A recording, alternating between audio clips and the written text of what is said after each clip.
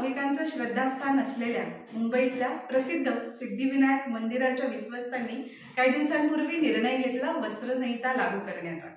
खरं तर समस्त महिला वर्ग, श्रद्धाळू आणि भाविक यांच्या वतीने आम्ही यांचं अभिनंदन करतो आणि या निर्णयाला संपूर्णपणे पाठिंबा देतो।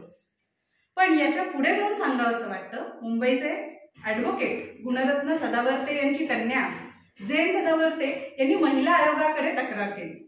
मुळातच या तक्रार करण्यामागचा उद्देश खोटा तर नाही ना, कारण वस्त्रसंहिता ही केवळ महिलांसाठी नाही तर महिला आणि पुरुष या दोघांसाठी पण लागू केलेली आहे।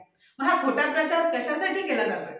मुळात मनामध्ये पहिल्यांदा प्रश्न हा निर्माण होतो की वस्त्रसंहिता ही सगळ्यांसाठी, फक्त मंदिरांमध्येच नव्हे तर चर्च, गुरुद्वारा, मदरसा या सगळ्यांमध्ये लागू असताना केवळ आक्षेप या मंदिरांसंदर्भातच का?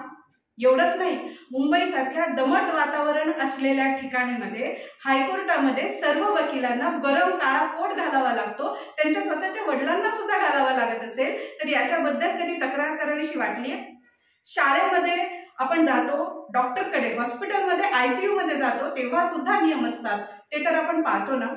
मग व्यक्ती स्वातंत्र्य म्हणजे मंदिरामध्ये तोकडे आणि फाटके कपडे घालून जाणं यालाच व्यक्ती स्वातंत्र्य म्हणावं? तर अर्थातच नाही।